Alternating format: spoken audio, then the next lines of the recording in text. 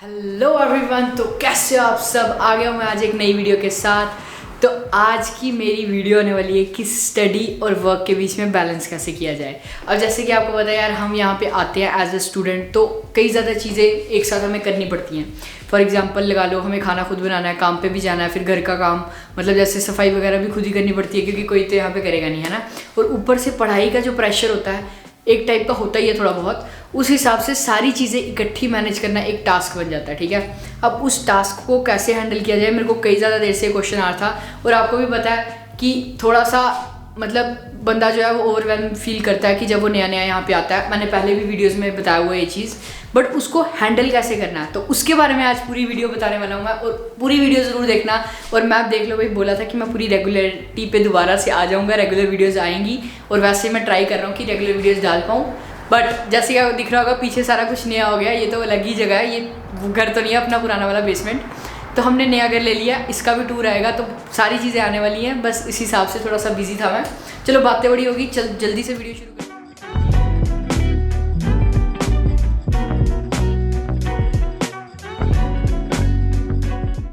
सबसे बड़ी चीज़ जो कि सबसे इम्पॉर्टेंट चीज़ है ना, मतलब बैलेंस बना के रखना। ठीक है यार, अब मैम आपको अपना पर्सनल एक्सपीरियंस बताऊं कि लोग क्या करते हैं यार कि बैलेंस नहीं बना पाते। जैसे ही कनाडा में आते हैं कितनी ज़्यादा चीज़ें होती हैं ना घूमने फिरने के लिए ये सब, और स्टडी स्टार्ट होते ही आपको पता है 4 दिन 3 दिन 5 दिन जितने भी दिन आपका कॉलेज होगा, यहाँ पे कैसा होता है कि यार यूजुअली जो मेन स्ट्रेस पड़ता है ना वो मिड टर्म्स और फाइनल्स का होता है। मिड टर्म मतलब हाफ ईयरली, और फाइनल मतलब कि आपके जो फाइनल्स होते हैं, इसी टाइम पे ज़्यादा चीज़ें इकट्ठी हो जाती हैं और प्रेशराइज्ड बंदा फील करता है। और होता क्या है कि लोग सोचते हैं कि यार मिड टर्म फाइनल तक सारा चलते रहने दो, वहाँ पे तब देखेंगे। मैंने भी यही कई बार किया है, ऐसी बात नहीं है, बट मैं ये सजेस्ट नहीं करूँगा। क्योंकि होता क्या है कि जब सारी चीज़ें इकट्ठी हो जाती हैं, मिड टर्म्स आते हैं, मिड टर्म्स में अब आपको 50 तरह की चीज़ें करनी है। उसके 4 सब्जेक्ट्स 5 सब्जेक्ट्स हैं आपके, उसमें 4 असाइनमेंट्स हैं, उसके बाद क्विज़ हैं, वो सारी चीज़ें इकट्ठी आ जाएंगी। जब वो इकट्ठी आ जाएंगी तो बंदा फिर बोलता है यार अब मैंने क्या कर लिया, मैंने पूरे सेमेस्टर नहीं पढ़ा। मतलब मैं बता रहा हूँ, पहले सेमेस्टर में मैंने बहुत अच्छे से पढ़ाई की, 4 में से 4 GPA आया था। दूसरे सेमेस्टर में मेरा आई थिंक 3.7 या 3.8 आया था। मैंने बोला था, मैंने कहा एक सब्जेक्ट में ना मैं बड़ी मुश्किल से मतलब ऐसे हो गया था कि यार बस हो जाए करके। क्योंकि ऐसा यहाँ पे होता है ना कि मेरा वो सब्जेक्ट 80% पे चल रहा था, फिर भी मेरा एक प्रैक्टिकल पे अगर मेरे 50% से कम आते, मतलब 10 में से 5 नंबर आते या 5 से कम आते, तो मैं फेल था। मतलब 5 से कम में फेल था, तो वो उसकी वजह से मेरे को इतना डर था। तो अगले सेमेस्टर मैंने सोचा बस यार अगले सेमेस्टर तो पूरी मेहनत करनी है, सारी चीज़ें सही कर देनी है। बट वही बात आ जाती है कि बंदा फिर ऑफ ट्रैक हो ही जाता है। बट लकीली मैं ऑनर्स से पास हो गया, तो सब सही रहा। तो सीन ऐसा है कि आपको अपना बैलेंस बना के रखना है, बैलेंस नहीं बिगड़ने देना। आपको शुरुआत से ही थोड़ा थोड़ा रखना है अपने साथ। जिसको तो कॉन्फिडेंस है कि मैं कर लूँगा वो कर लो, बट फिर भी थोड़ा सा अपना बैलेंस बना के रखना, बिल्कुल ही उसको ऑफ ट्रैक मत जाने देना। और टाइमली सारी चीज़ें करना। जैसे आपको पता है कि 2 वीक्स में आपकी असाइनमेंट ड्यू है, उसको थोड़ा पहले ही कर लोगे टाइम है तो, ठीक है ना। पहले सेमेस्टर में तो ऐसे भी आपको चीज़ें देखने में, नई चीज़ें देखने में बहुत टाइम लग जाता है कि कैसे सारी चीज़ें होंगी। मेरे को तो पहले सेमेस्टर में मतलब मैंने कभी ऐसा स्टडी का थोड़ा सा सिस्टम मुझे समझ आने में टाइम लगती है, ऑब्वियसली 1-2 हफ्ते लग जाते हैं। तो उस हिसाब से आपको चीज़ें पता लगेंगी जब तो आप यूज टू हो जाओगे। बट बैलेंस मेंटेन करना बहुत मुश्किल है, आपको over the semester balance maintain रखना है, तभी अच्छे मार्क्स आएंगे और अच्छी GPA आएगी। क्योंकि अगर यहाँ पे फेल हो गए तो एक सब्जेक्ट की सप्ली, मतलब कि अगर फेल होते हो तो उसको दोबारा लेना पड़ता है आपको। और वो सब्जेक्ट आप जब दोबारा लेते हो उसका प्राइस $1500 तक होता है। तो $1500 अगर बचाने हैं तो भाई बैलेंस रखो, बाकी सारी चीज़ें सही रहेंगी। दूसरी चीज़ जो मैंने सोची और लिखी है अपने पास, वो ये है कि यार never put your work over studies. पहले मतलब काम नहीं सोचना, पहले यार पढ़ाई के बारे में सोचना है। मेन मोटिव यही है कि पढ़ने आए हैं, राइट। अगर आप सोचोगे कि हाँ भाई आराम से मैं पहले खुला पैसा कमा लेता हूँ, बाद में देखेंगे। क्योंकि यार मैंने ऐसे स्टूडेंट्स देखे हैं जो कि पूरा दिन रात काम करते रहते हैं, और उसके बाद मतलब आपको भी पता है कि कैसा काम बोल रहा हूँ मैं, राइट। ऐसा नहीं कि 20 आवर्स तो हर कोई करता है, बट उसके अलावा भी काम करते हैं, और उस हिसाब से रात पूरी काम करना, फिर सुबह कॉलेज जाना, और लास्ट में क्या होता है 3-4 सब्जेक्ट फेल, जितने पैसे कमाए हैं $6000 उधर दे देते हैं। तो doesn't make any sense, right. इस हिसाब से बेटर यही है कि अपनी पढ़ाई को प्रायोरिटी दो। पढ़ाई एक बार खत्म होगी तो आगे काम करने का यार वर्क परमिट पे जितना काम करना उतना करो, कोई रोकने वाला नहीं है, कोई टोकने वाला नहीं है, सीधी सी बात। तो उस हिसाब से अपनी माइंडसेट रखना कि काम जो है वो आपका चलता रहेगा और उस हिसाब से आपको बस 20 आवर जितना आपका निकल रहा है उतना ही रखो। मैंने भी हमेशा 20 आवर्स ही रखा और उस हिसाब से मेरा ड्रॉप था, मेरी फ़ीस निकल गई, उस पर मैंने वीडियो बनाई हुई है। बट अगर ड्रॉप नहीं हो तो कई लोग पूछते हैं फ़ीस निकल सकती है, नहीं यार फ़ीस निकालना थोड़ा मुश्किल है बिना ड्रॉप के 20 आवर्स काम करके, क्योंकि थोड़ा सा टफ हो जाता है। उससे आपके बेसिक खर्चे निकल जाएँ, वही बहुत बड़ी बात है। तो यही चीज़ है, पहले साल तो GIC आ रही होती है तो हेल्प हो रही होती है, बट मैंने ये सारी चीज़ें डिस्कस की हुई हैं तो मैं दोबारा से वो चीज़ कवर नहीं करूँगा। बट मेन मेरा मोटिव यही था कहने का कि वर्क को अपना सेकंड प्रायोरिटी देना और फर्स्ट प्रायोरिटी आपकी जो है वो स्टडीज़ होनी चाहिए। और मतलब जब आपका 4 दिन कॉलेज होगा ना, और कई लोग मुझे पूछते हैं यार कि क्या सिस्टम है कि वर्क हम कर सकते हैं, मतलब ज़्यादा थकावट वाला तो नहीं होता? नहीं यार, 20 घंटे कुछ नहीं होते। 2 या 3 दिन आपकी अगर 8-8 घंटे की या 8-8-16 मतलब 8-8-16 भी छोड़ो, 7-7-7 की लगा लो, 21 घंटे या 20 घंटे, तो इतना ज़्यादा ओवरवेलमिंग कुछ नहीं लगता आपको। सैटरडे मैं कैसे करता था, सैटरडे संडे काम और एक दिन मेरा बीच में कॉलेज थोड़े कम दिन होता था, मतलब कम टाइम के लिए होता था, आई थिंक 11-12 बजे तक, तो मेरा 3 से लेकर मैं 11 बजे तक काम करता था। तो ऐसे था। और कॉलेज लाइफ जो है ना, मस्त लाइफ है, इंजॉयबल टाइम है वो। अभी ऐसा हमें लगता है, बट जब मैं कॉलेज में था मैं बोल रहा था जल्दी से जल्दी कॉलेज खत्म हो। तो ये चीज़ें तो आपको पता चलती रहती हैं, बट इस चीज़ का हमने ध्यान रखना है कि हम कॉलेज लाइफ भी इंजॉय करें, काम भी करते रहें, और हम ज़्यादा मतलब वो ना करें कि हाँ भी मेरे को बस काम ही करना है। और इसी के साथ मैं बताना चाहूँगा यार, आज की हमारी वीडियो के स्पॉन्सर्स हैं कैमली। आपने जो मेरे को पहले से जानते हैं, मैंने कैमली को कितनी बार उनके साथ मेरी पार्टनरशिप रही है, क्योंकि मैंने भी वो यूज़ किया था जब मैं IELTS दे रहा था।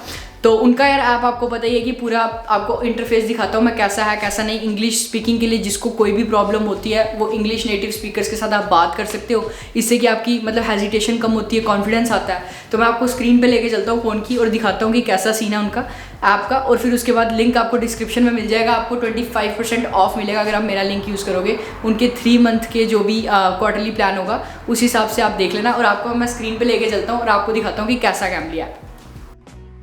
तो यार जैसे कि आप देख सकते हो, मैं अभी कैमली ऐप के इंटरफेस के अंदर हूँ। तो आपको यहाँ पे दिख रहा होगा जैसे कि अगर आपके पास मतलब प्लान होगा इनका, तो आप स्टार्ट सेशन कर सकते हो जिसमें कि आप इंग्लिश नेटिव स्पीकर्स के साथ बात करोगे। जैसे यहाँ पे देख लो यार, इंग्लैंड वगैरह, US और जो भी मतलब कनाडा हो गया, नेटिव इंग्लिश स्पीकर्स होते हैं वो यहाँ पे आपको मिल जाएंगे, और उनके साथ आप लाइव सेशन कर सकते हो और हेजिटेशन वगैरह अपनी दूर कर सकते हो।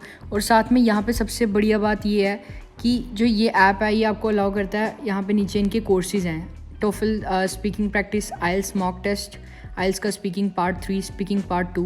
मतलब ये आपको अगर मतलब स्पीकिंग का मेन फोकस अगर आपका स्पीकिंग है तो ये चीज़ बहुत ज़्यादा बेटर है।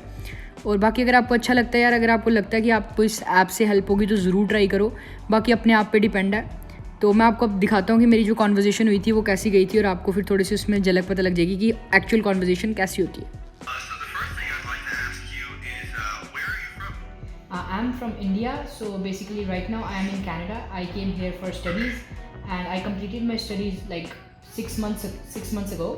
तीसरी चीज़ मैंने अपनी लिस्ट में डाली है वो है भाई, डोंट फॉरगेट टू चिल, क्योंकि चिल भी ज़रूरी है। कनाडा में आप आए हो, ऐसा नहीं है, चिल का मतलब ये नहीं है कि यार पैसे उड़ाना, बिल्कुल वो चीज़ है। मतलब अपने दोस्तों के साथ इकट्ठे होकर शाम को कहीं जाओ, ऐसे पार्क में चले जाओ, चाहे वो भी चीज़ ज़रूरी है। कि घर के अंदर रह रहा है कि ना, होम सिकनेस ऑलरेडी थोड़ी होती है स्टार्टिंग के डेज़ में, और अगर आप और घर के अंदर रहोगे तो वो चीज़ें थोड़ी सी आपको और बॉदर करेगी। तो मतलब ऐसा है कि फ्रेंड्स बनाओ आगे पीछे घूमने के लिए, मतलब कोई जगह ढूंढो, या कोई ऐसे पार्क हो गया, या कभी पिज़्ज़ा खाने चले गए, या कहीं भी चले गए, बट चिल करो। स्टूडेंट लाइफ ऐसी लाइफ है यार जहाँ पे आपको थोड़ा सा मतलब अगर आपने कभी अकेले रहे नहीं हो ना, तो आपको थोड़ा सा ना होगा कि हाँ भाई मैं घर का काम भी कर रहा हूँ, मैं कॉलेज भी जा रहा हूँ, मैं काम भी कर रहा हूँ। और अगर से ऐसी कोई चीज़ हो जाए, कोई ऐसे मतलब थोड़ी सी स्ट्रेसफुल टाइम आ जाए मिड टर्म या फाइनल की तरह, तो बंदे को होता है कि यार बस भगवान ये निकाल दे। और ये चीज़ होती है, इट्स कम्प्लीटली ओके, कोई टेंशन वाली बात नहीं है। सारी चीज़ें at the end of the day workout करी जाती हैं अगर आपका इंटेंशन सही है तो। सिंपल सी बात है, टेंशन बिल्कुल नहीं लेनी, चिल भी करना है, और वर्क और काम और उसके स्टडी के बीच में बैलेंस भी रखना है, और बिल्कुल भी स्टडी को लीनियंट नहीं लेना, टाइमली सब कुछ करना है। और जैसे भी आप मतलब पूरा अगर आप फर्स्ट सेमेस्टर से आ रहे हो, अगर आपको फर्स्ट सेमेस्टर में ही पता लग गया ना कि कैसे चीज़ें करनी है, तो 4 सेमेस्टर्स पता भी नहीं लगेंगे। मतलब मेरा ऐसा था कि मेरे वाले कोर्स में या कोई और कोर्सेज में बोलते थे यार एक सप्ली तो लगती है, मतलब एक बार बंदा फेल होता ही होता है। अब हमारे माइंडसेट में भी वो चीज़ें आ गई थी। ऐसा कुछ ज़रूरी नहीं है, अगर आप सब सही चीज़ें से सही तरीके से कर रहे हो तो कोई टेंशन वाली बात नहीं है, सब कुछ सही आराम से निकलेगा। मैं आज तक कभी भी किसी सब्जेक्ट में फ़ेल नहीं हुआ,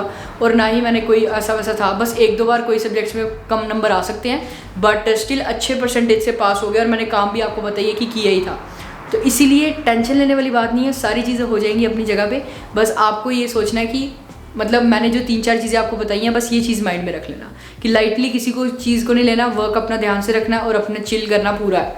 मतलब चिल इस हिसाब से करना है कि आपका काम भी वो ना हो, सेक्रीफाइस ना हो, और ना ही आपका जो स्टडी है वो भी आपकी कॉम्प्रोमाइज़ ना हो, और ना ही आपको ऐसा लगे कि आप बोर वगैरह हो रहे हो या फिर आपको होम सिकनेस हो रही है। ठीक है, तो इस चीज़ इन 3-4 चीज़ों का ध्यान रखोगे, मेरे को नहीं लगता और कोई चीज़ है।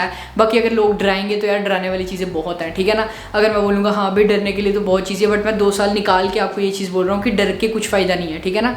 अगर सिंपल रखोगे सारी चीज़ों को तो अपने आप चीज़ें वर्कआउट करेंगी। तो उम्मीद करता हूँ यार अच्छी लगी होगी आपको वीडियो। एक बार कैंपली का लिंक ज़रूर नीचे चेक कर लेना, उनकी सब्सक्रिप्शन आप ले सकते हो। बाकी इंस्टाग्राम पर फॉलो कर देना। Till then take care, bye bye guys, have a good one, stay safe.